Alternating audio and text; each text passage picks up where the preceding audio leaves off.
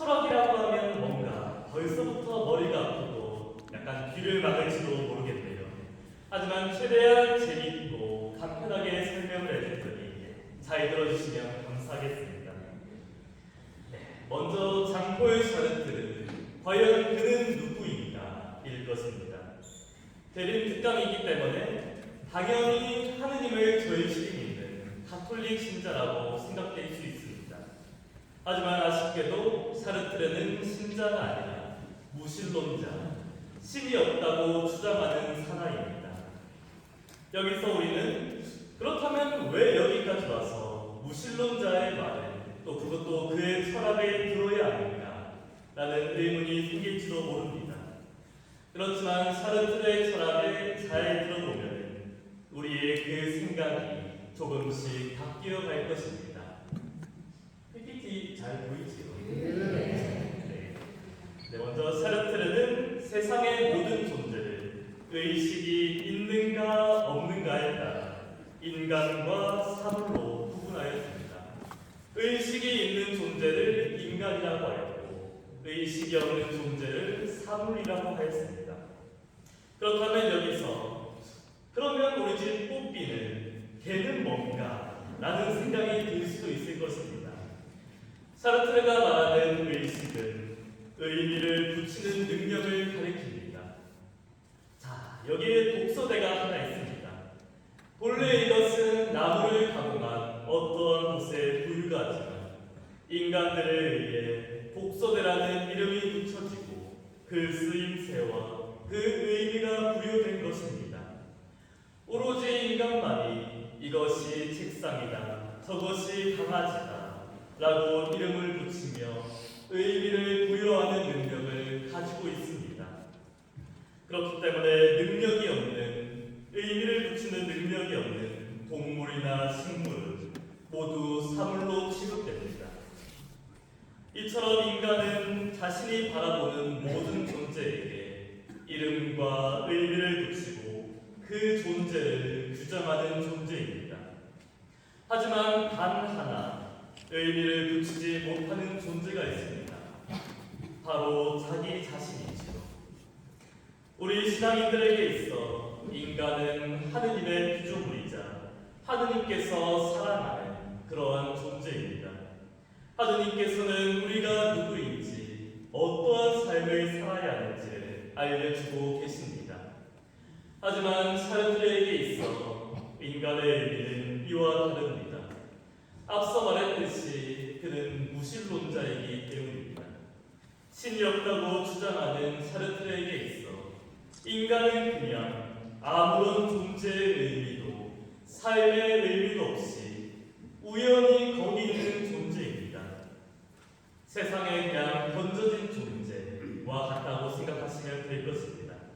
그래서 인간은 자기 자신이 누구인지 어떠한 삶을 살아야 하는지 잘 알지 못합니다. 어떻게 살아야 할지 알려주는 신, 하느님 없이 그냥 세상에 나와 있기 때문이지요. 자, 한번 상상을 해보겠습니다. 여러분은 지금 안개로 둘러싸인 어느 숲속에 있습니다. 그런데 여러분은 거기에 왜 있는지 모릅니다. 그리고 내가 누구인지 또 어떠한 길을 걸어야 하는지도 잘 모르지요. 내 앞에 여러 길이 나와 있는데 그냥 덩그러니 길 위에 있고 또 그 길 끝에 무엇이 있는지도 알지 못합니다. 그러한 상황에 놓이게 되면 여러분은 과연 어떠한 감정이 들겠습니까? 아마 저라면 저와 같은 상황이 있으면 굉장히 불안할 것 같습니다. 내가 어떠한 길을 걸어야 할지, 내가 누군지도 모르고 그냥 선택지가 나와 있는 거와 같기 때문이죠. 그래서 인간은 이 불안감을 잠재우기 위해 내가 누구인지를 계속해서 찾으려고 합니다. 삶의 목적과 삶의 의미를 계속해서 찾으려고 하는 것이지요. 내가 누구인지 알기 위해서는 나 스스로를 바라봐야 하지만 인간은 결코 자기 자신을 바라보지 못합니다. 여러분들은 과연 자기 자신을 바라볼 수 있다고 생각되나요? 이렇게 말하는 누군가는 거울을 통해서 볼 수 있지 않을까라는 대답을 할 수도 있습니다. 하지만 거울은 나의 겉모습만 보여줄 뿐 나의 내면, 나의 속까지는 비치지 못합니다. 다시 말해 내가 어떠한 사람인지를 알려주지 못하는 것이죠. 거울에 비친 내 모습은 나의 단면적인 모습에 불과하기 때문입니다. 그렇기 때문에 사르트르는 이러한 인간에 대해서 이렇게 표현을 합니다. 마치 가슴에 커다란 구멍이 뚫린 존재라고 여기고 있지요. 삶의 의미가 인간 안에 없기 때문입니다. 그래서 인간은 자기 자신이 누구인지 알기 위해 가슴에 구멍을 메우기 위해 계속해서 사물의 의미를 부여하고 또 그것을 소유하려고 합니다. 그렇지만 그 구멍은 결코 메워지지 못합니다. 내가 명품 가방을 들고 있다 해서 나 스스로 명품 인간이라고 할 수 없듯이 내가 스마트폰을 가지고 있다 해서 나 스스로를 스마트한 인간이라고 규정 지을 수 없는 것과 같습니다. 인간은 결코 자기 스스로를 어떠한 인간이다, 나는 누구이다 라고 규정짓지 못합니다. 하지만 세상 안에는 인간 나와 사물만 있는 것이 아니지요. 나와 똑같은 의식을 가지면서도 내가 아닌 다른 사람, 바로 타인이 있습니다. 인간인 이상 타인도 나처럼 의미를 부여할 수 있는 의식을 가지고 있습니다. 유일하게 타인만이 나에게 의미를 부여할 수 있는 존재인 것입니다. 예를 들어 누군가 이렇게 말합니다. 너는 성실한 사람이야 라고 말한다면 나는 나의 존재에 성실함이라는 의미가 붙게 됩니다. 완전하게는 아니더라도 나에 대해서 조금씩 알아가게 되죠. 그러면 나는 성실한 사람이구나 라고 스스로를 규정 지을 수 있게 됩니다. 인간 나는 자기 자신을 바라보지 못하지만 타인을 통해서 나를 바라볼 수 있게 되는 것이지요. 이러한 의미에서 사르트르는 타인을 이렇게 말합니다. 내 존재의 비밀을 지고 있는 자라고 표현하지요. 그런데 여기까지 듣고 있으면은 타인은 나에게 있어 지옥이 아니라 나를 바라볼 수 있게 하는 천국이 아닌가라는 생각이 들 수가 있습니다. 하지만 그렇게 간단하지만은 않습니다. 왜냐하면 타인이 나를 바라보는 순간 몇 가지의 문제가 발생하기 때문입니다. 그 문제의 원인은 인간의 눈, 정확하게는 인간의 시선에 있습니다. 지금 앉은 자리에서 잠깐 옆을 한번 바라보겠습니다. 혹시 무엇이 보이나요? 우리가 사랑하는 형제이고 자매들이 아마 보일 것입니다. 그런데 그 사람을 과연 나와 같은 사람이라고 말할 수 있는가? 라는 의문을 던지면 어떨까요? 이 질문이 한편으로는 어처구니 없이 들릴 수도 있습니다. 하지만 사르트르에게 있어 이 질문은 굉장히 중요한 질문입니다. 앞서 제가 강의 초반에 말씀드렸지요. 사르트르는 모든 존재를 인간과 사물, 의식이 있냐 없냐에 따라 구분하였습니다. 내 옆에 있는 그 존재를 인간이라고 부르기 위해서는 그 존재가 의식을 가지고 있는지를 확인할 수 있어야 합니다. 하지만 우리는 내 옆에 있는 그 존재가 의식을 가지고 있는지 알 수가 없습니다. 10개의 물속을 알아도 한 개의 사람 속은 모른다 라는 속담이 있지요. 그 말처럼 우리는 타인의 생각과 타인의 마음을 알지 못합니다. 완전히 파악할 수 없는 것이지요. 의식이 내 눈으로 파악할 수 없기 때문에 사르트르는 내 존재, 내 옆에 있는 바로 그 존재를 인간이라고 보지 않습니다. 그렇다면 과연 무엇일까요? 모든 존재를 인간과 삶을 단 두 개로 바라보는 사르트르에게 있어 여러분이 방금 옆을 바라본 그 존재는 사물인 것입니다. 아마 이렇게 이해하면 쉬울 것입니다. 사람의 시선은 카메라와 같습니다. 여러분이 지금 옆을 바라보는 그 존재는 사진에 불과한 것이지요. 그리고 사진은 사물입니다. 옆 사람이 움직이고 있는 것은 그저 연속 촬영을 한 것에 불과합니다. 거울에 비추어진 내 모습도 마찬가지이지요. 거울에 비친 내 모습은 나의 겉모습을 사진으로 찍은 그러한 사물에 불과하기 때문에 인간은 나 자신을 바라볼 수 없는 것입니다. 그래서 인간은 자기 자신을 파악할 수 없고 내가 누구인지를 알지 못합니다. 인간의 시선은 바라보는 모든 존재를 사물로 만들어버리는 그러한 강력한 힘을 가지고 있기 때문입니다. 마치 그리스 로마 신화에 나오는 모든 것을 돌로 만들어버리는 메두사의 시선과 같습니다.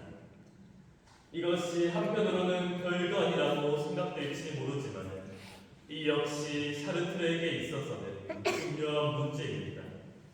왜냐하면 샤르트르는 인간에 대해서 무한한 자유와 무한한 가능성을 지닌 존재로 보고 있기 때문입니다. 신이 없는 세상을 전제로 한 그의 철학에 있어 인간은 스스로 자기 자신이 누구인지를 찾아가는 존재입니다.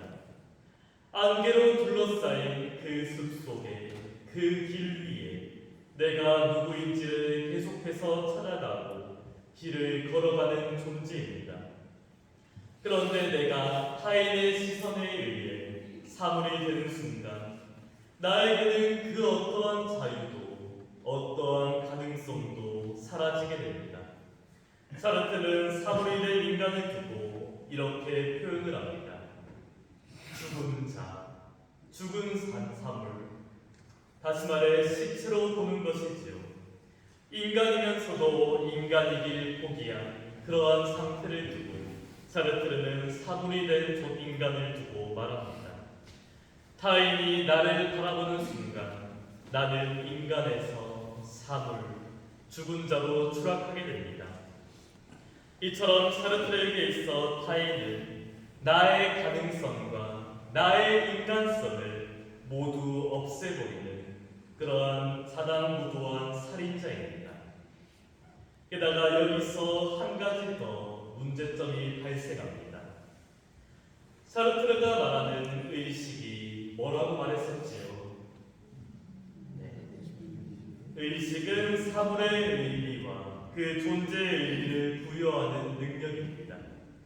메두사와 같은 타인의 시선으로 인해 돌로 또 사물이 된 나에게 타인은 의식의 힘으로 의미와 삶의 의미를 부여합니다. 그런데 문제는 그것을 자기 마음대로 나에게 의미를 붙이고 나를 규정하려고 한다는 것입니다. 내 삶이 어떠했고 어떠한 가능성이 가지고 있는 것과 상관없이 단순히 그 상황만을 보고 타인이 바라보는 그대로 나를 규정 지으려고 합니다. 예시를 한번 들어보겠습니다. 저를 한 번도 본 적이 없는 사람이 저를 바라보고 있습니다. 그런데 그때 인생 처음으로 술을 먹고 비틀거리며 쓰러진 저의 모습을 바라보게 됩니다. 그러면 저를 처음 본 그 사람의 시선에는 저는 그저 술 먹고 추태 부리는 신부, 엉망진창으로 살아가는 신부, 그 이상도 그 이하도 아니게 됩니다. 제가 신부로서 어떠한 삶을 살아왔건 상관없이 말입니다. 왜냐하면 타인의 시선은 카메라와 같이 딱 그 장면만 바라보고 나의 삶을 판단하기 때문입니다. 타인에 의해 규정된 나의 존재, 나의 인식과 이미지를 바꾸기 위해서는 우리는 그 사람에게 다가가 오해를 풀고 인정을 받을 수 있어야 합니다. 그래야 내가 원하는 나의 모습을 형성시킬 수 있습니다. 그런데 내가 타인에게 다가가는 순간 또다시 문제가 발생합니다. 그것은 타인에게 다가가는 순간 나의 시선이 타인의 사물로 만들어버리기 때문입니다. 그러면 그 타인은 더 이상 나의 존재의 의미를 규정짓거나 부여할 능력을 상실하게 됩니다. 왜냐하면 타인에게는 누군가에게 의미를 부여할 수 있는 능력이 또 그 의식이 없기 때문입니다. 이처럼 타인은 나에게 인간성을 잃게 하고 사물로 된 나를 마음대로 판단하고 이상하게 규정지어서 사르트르는 타인은 지옥이다 라고 말했을까요? 여기까지 하면은 그나마 다행이겠지요. 왜냐하면 그러면 타인과 멀어지면 그만이기 때문입니다. 하지만 앞서 말했듯이 그것 역시 불가능합니다. 타인은 나에게 의미를 부여하고 유일하게 내가 누구인지 알려주는 그런 존재이기 때문입니다. 그래서 나는 절대적으로 타인을 필요하게 됩니다. 이처럼 나와 타인은 서로를 위협하는 동시에 서로가 서로를 필요하는 바로 그러한 존재입니다. 밀어내지도 가까이 하지도 못하기 때문에 사르트르는 나와 타인의 관계를 지옥이라고 표현한 것입니다. 쭉 강의하다 보니까 몇 분은 이미 눈이 먼 산을 바라보고 있고 의식이 흐려지는 것이 보이네요. 네, 그러면 지금까지 배운 것을 간단하게 한번 다시 정리해 보겠습니다. 사르트르에게 있어 인간은 자신을 바라보지도 자기 자신이 누구인지도 알지 못하는 그런 존재입니다. 신의 계획 없이 그냥 세상에 우연히 있는 존재이기 때문이지요. 그렇기에 내가 누구인지 알기 위해서는 우리는 타인을 필요로 합니다. 타인을 통해서만 내가 누구인지를 알 수 있기 때문입니다. 타인이 그의 의식으로 나에게 의미를 부여해 줌으로써 나는 내가 누구인지 조금씩 알아가게 됩니다. 그런데 문제는 인간의 시선에는 바라보는 모든 존재를 사물로 만들어버리는 힘이 있다는 것입니다. 타인이 나를 바라보는 순간 나는 더 이상 인간이 아니라 사물, 다시 말해 죽은 사람이 됩니다. 타인이 바라본 나의 모습은 사진 한 장처럼 보이기 때문이지요.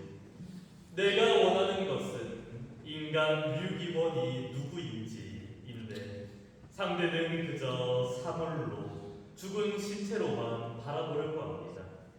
게다가 사물이 된 나를 자기 마음대로 판단하고 얘는 어떤 사람이고 얘는 저런 사람이다 라고 규정짓습니다. 그리고 이는 나의 시선 역시 마찬가지로 작용하죠. 이처럼 나와 타인은 언제나 시선 투쟁 안에 놓여있게 됩니다. 타인을 멀리하고 싶어도 타인이 없으면 나 스스로를 누구라고 규정짓지 못합니다. 서로가 서로를 필요로 하지만 서로가 서로를 위협하는 관계에 있을 수밖에 없는 것입니다. 그래서 샤르트르는 타인을 지옥이라고 규정지은 것입니다.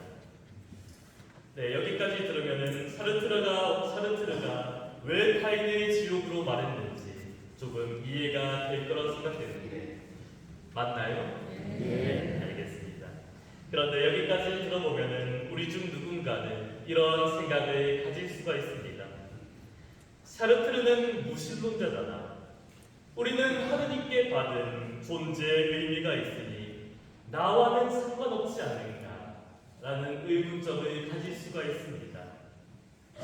정말 무신론자이기 때문에 우리는 그의 말을 무시해도 되는 건지 조금 의문이겠지요. 이 의문을 해결하기 위해서는 우리는 사르트르가 말했던 시선을 다시금 생각해 볼 필요가 있습니다. 여러분은 혹시 다른 사람의 시선에 두려움을 느낀 적이 없습니까? 있습니다. 네. 나를 어떻게 생각할까? 나를 안 좋게 바라보진 않을까? 혹시 찍힌 것은 아닐까? 이상하게 보이진 않을까? 없어 보이진 않을까? 라는 사람의 시선에 우리는 쉽게 두려움과 불안감을 느끼게 됩니다. 또 다른 사람이 나를 마음대로 판단하고 평가하고 규정 지으려고 하는 것에 쉽게 상처를 받습니다. 더욱이 타인이 나를 인간 취급하지 않고 마치 도구처럼 사물로 취급하려고 하는 것에 치를 떨게 됩니다. 그런데 우리는 타인에게서부터 판단받는 것은 싫어하면서 나는 계속해서 누군가를 판단하려고 합니다. 쟤는 저런 행동을 하였으니 저런 사람일 것이다.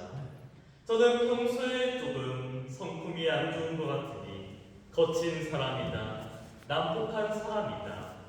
뭐뭐일 것이다 해서 뭐뭐다 라고 추측해서 판단으로 그리고 규정으로 넘어가게 되는 것이지요. 그 사람이 그렇지 않을 수도 있는데 우리는 그 가능성마저 모두 묵살합니다. 그리고 내 입맛대로 그 존재를 판단하고 규정 지으려고 하지요. 마치 나와 타인을 지옥으로 만드는 사르트르의 시선과 같이 말입니다. 그러면서도 우리는 타인을 밀어내지 못하고 있습니다. 왜냐하면 나 혼자 있는 것이 너무도 외롭기 때문이지요. 또 무섭기도 하고 사람의 온기를 그리워합니다. 나와 대화를 나눌 상대방을 찾으려고 하지요. 이것이 사르트르가 말하는 나와 타인의 관계와 과연 무엇이 다르겠습니까? 서로가 서로를 필요로 하지만 서로가 서로를 위협하는 그런 지옥의 관계와 무엇이 다르겠습니까? 하지만 우리는 달라져야 합니다. 왜냐하면 하느님께서는 나에게 존재의 의미를, 내가 살아야 할 길을 알려주셨기 때문이고 내가 누구인지를 분명히 말씀해 주셨습니다. 우리 안에는 하느님께서 주신 삶의 의미와 삶의 목적이 들어있습니다. 그 목적은 바로 한 분이신 하느님을 사랑하고 이웃을 내 몸과 같이 사랑하라. 바로 그것입니다. 우리는 하느님께서 알려주신 그 삶의 의미와 목적대로 살아가게 되면 비로소 나 자신이 누구인지 알게 됩니다. 우리는 하느님으로부터 사랑받는 존재이고 또 하느님을 사랑하는 존재이며 그리고 동시에 이웃에게 사랑을 전하고 사랑을 받는 바로 그러한 존재입니다.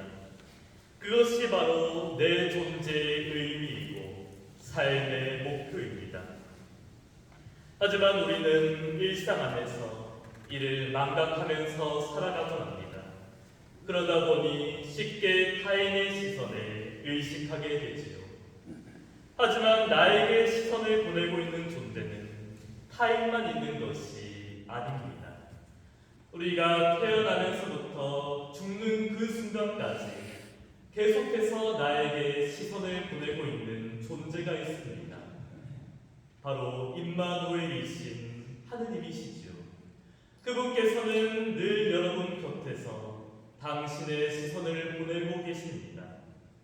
이 시선은 나를 사물로 만들고 나를 위협하는 그러한 시선과는 완전히 다릅니다. 왜냐하면 나에게 삶의 의미를 주신 분이 바로 나를 창조하신 하느님이시기 때문입니다. 그분께서는 나를 돌이나 사물로 창조하지 않으시고 나를 인간으로 창조하셨습니다. 그렇기에 하느님의 시선은 나를 보다 더 인간답게, 인간스럽게 만들어줍니다.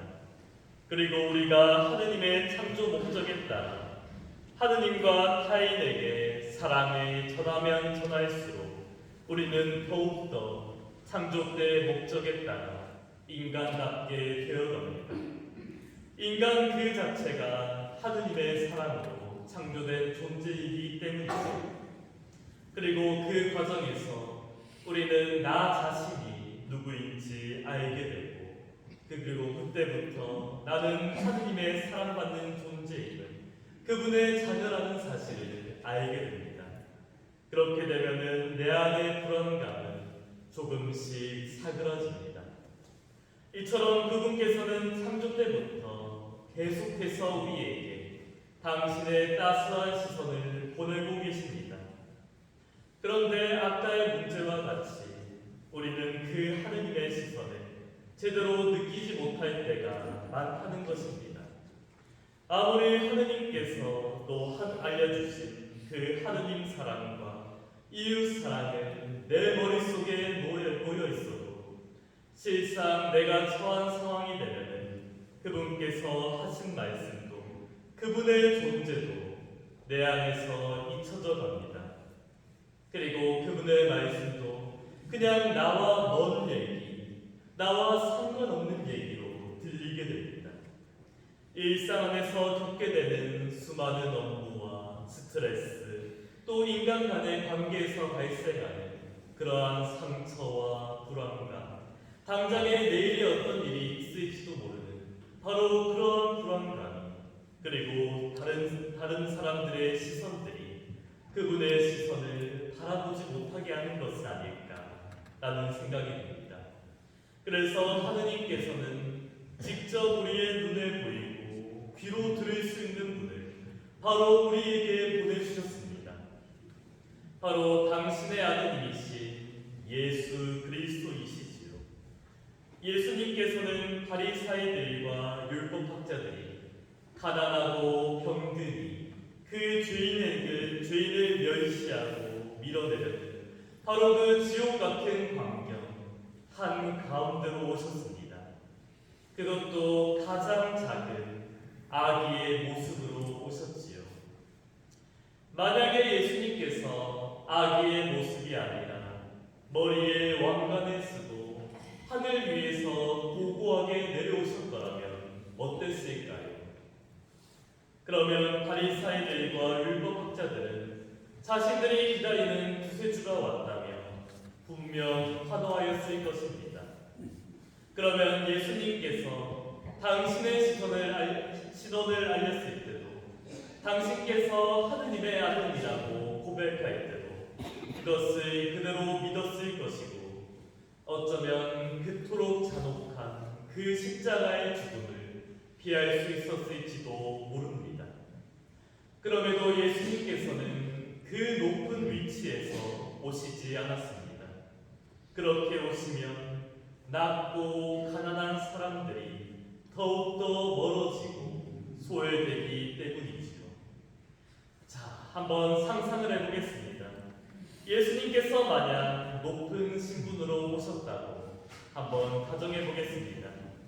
그러면 분명 그분 주위로 바리사이들과 율법학자들, 당시의 권력자들이 몰려와 그분을 둘러쌀 것입니다.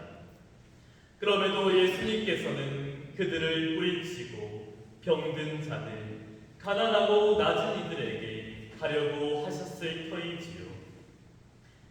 왜냐하면 그 가난한 이들까지 포함한 모든 이들을 구원하시기 위해 그분께서는 이 지상에 오셨기 때문입니다. 그런데 그런 예수님을 과연 바리사이들과 율법학자들이 가만히 놔두겠습니까? 아마 주변의 시선이 결코 그들을 가만두지 않을 것입니다. 그리고 그 시선은 예수님이 아니라 바로 그 예수님께서 가려고 하신 그 가난한 이들에게 쏘아져 나올 것입니다. 쟤는 뭔데 예수님께서 가려고 하시지? 뭐하는 사람이지? 저 사람은 가난하고 볼품없는 사람이 아닌가? 어디서 감히? 라는 말들이 또한 다른 사람의 시선들이 그 가난한 사람을 더욱더 낮추고 더욱더 볼품없고 초라하게 만들어버립니다. 앞서 사르트르가 말했던 그 지옥을 심화시키는 꼴을 만드는 것이지요. 그래서 예수님께서는 가장 낮은 모습으로 기꺼이 오신 것입니다.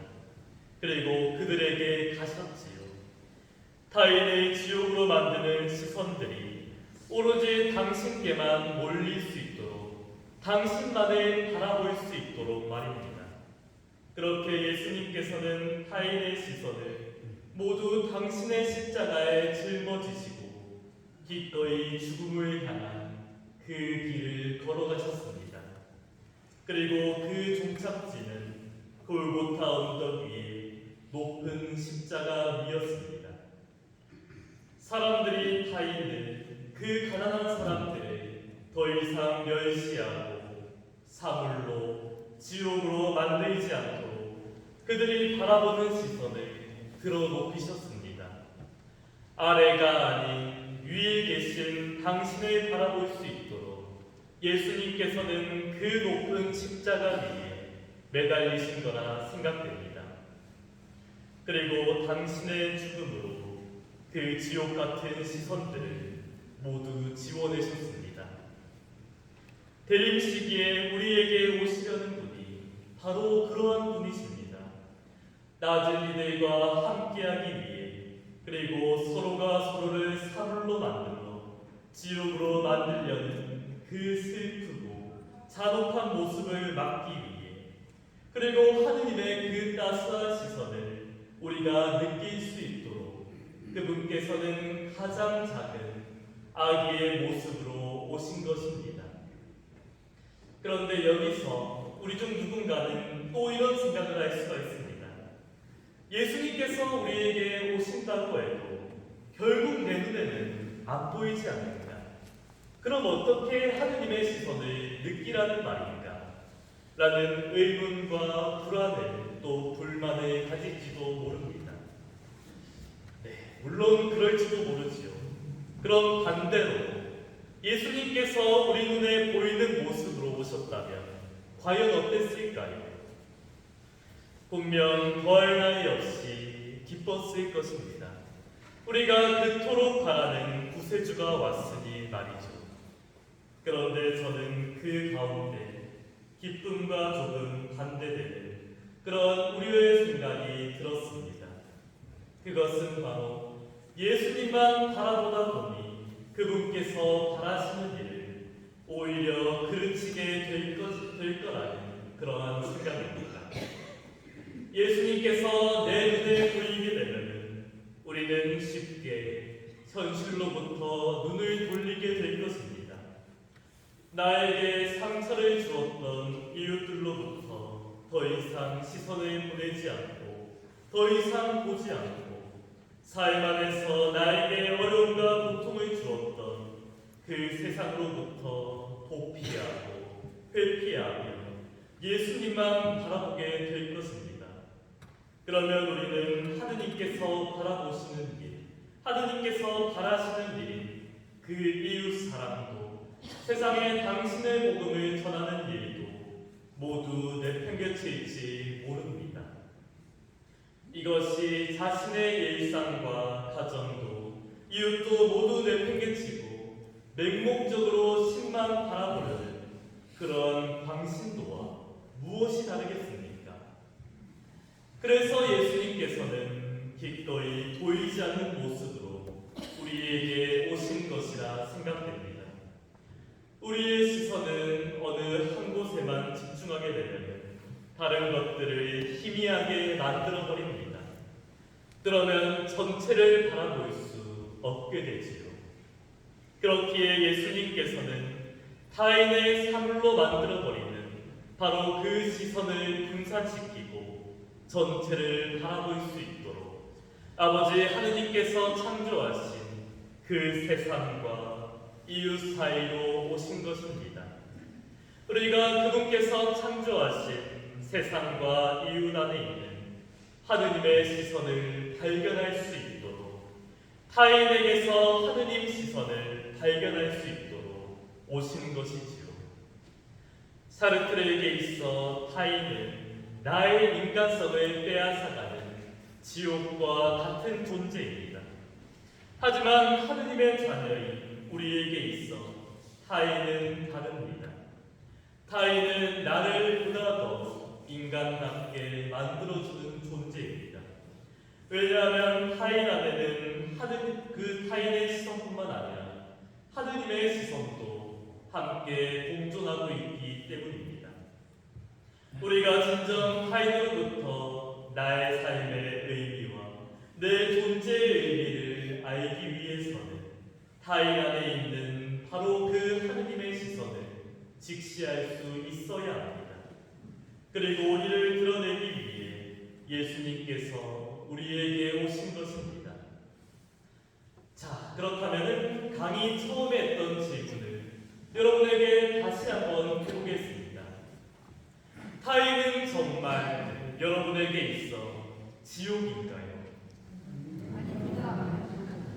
네, 당장에 타인은 천국이다 라고 말하기에는 아직 망설임이 남아있을 것입니다. 이론적으로는 알고 있지만 그것이 실천적으로는 많은 어려움들이 남아있기 때문입니다. 다른 사람의 눈치, 다른 사람의 시선을 조심하지 않으면 사회적으로 활동하기 어렵습니다. 또한 내가 속한 그룹으로부터 쫓겨날 수도 있고 또 나의 생계와 직결된다면 내 생명까지 위험할 수 있기 때문이지요. 그러다 보니까 타인의 시선을 의식할 수밖에 없다라는 생각이 여전히 우리 안에 남아 있습니다. 그래서 저는 이 대림특강의 결론을 타인은 천국이다라고 섣불리 내고 싶지 않습니다. 다만 지옥이 아니라 천국으로 가는 그 경로에 있다는 의미로 연옥 정도면 되지 않을까라는 생각이 듭니다. 타인은 연옥이다 라고 말이죠. 하느님께서는 분명 타인을 지옥으로 만드셨을 리가 없기 때문입니다. 그리고 이를 예수님께서 당신의 탄생과 당신의 죽음 그리고 부활과 승천으로 이를 증명해 주셨기 때문입니다. 어쩌면 타인의 지옥이라고 판단하는 것은 결국 나 자신일지도 모릅니다. 그렇기에 우리는 타인을 판단하기에 앞서 나 자신이 타인에게 지옥으로 가고 있진 않는지, 지옥으로 다가가는지를 우리는 대림 시기를 막 시작한 바로 이 시기에 한번 성찰해 볼 필요가 있습니다. 그리고 타인의 시선에서 하느님의 시선을 찾는 일이 우리 신앙인들에게 주어진 숙제이자 과제가 아닐까 생각됩니다. 그분께서는 나와 타인, 바로 그 한가운데로 오십니다. 서로가 서로에게 상처로 다가가는 것도 서로가 서로를 지옥으로 만들지도 않길 바라시기 때문이지요. 그분께서는 나와 타인이 서로를 향해 쏘아붙이는 시선을 사랑과 천국이 될 수 있도록 그 시선 한가운데로 오셨습니다. 그분께서 바라보시는 시선을 내가 바라볼 수 있도록 말이지요. 우리 주변에는 많고도 다양한 사람들이 있습니다. 나이와 성별, 성격과 성형, 나와 같지 않은 사람들이 많습니다. 분명 그들은 나와 다른 사람이고 타인이지만 우리는 같은 점을 가지고 있습니다. 그것은 그들 안에 있는 하느님의 시선입니다. 하느님의 시선은 모든 사람 안에 있습니다. 내가 멸시하고 내가 판단하는 바로 그 사람, 가난하고 힘없다고 여기는 바로 그 사람, 내가 미워하고 원망하는 사람, 바로 그 사람 안에 나를 바라보시는 하느님의 시선이, 그리고 나를 향한 그분의 그렇기에 우리는 힘들고 슬퍼하는 타인에게 설령 나에게 고통과 상처를 준 그 원수라고 해도 그들에게 다가갈 수 있어야 합니다. 그래야만 내가 그분의 시선을 바라볼 수 있고 그분의 목소리를 들을 수 있으며 내가 나 자신이 누구인지를 알 수 있게 되기 때문입니다. 그 하느님의 마음을 온전히 드러내는 바로 그 작고 그 가엾은 아기 예수님이 이제 나에게 오십니다. 그런데 여전히 나의 시선이 상대방의 지옥으로 만들고 상대방의 마음을 받아들이지 않는다면 어찌 그분의 시선을 온전히 바라보고 그분을 내 안에 모실 수 있겠습니까?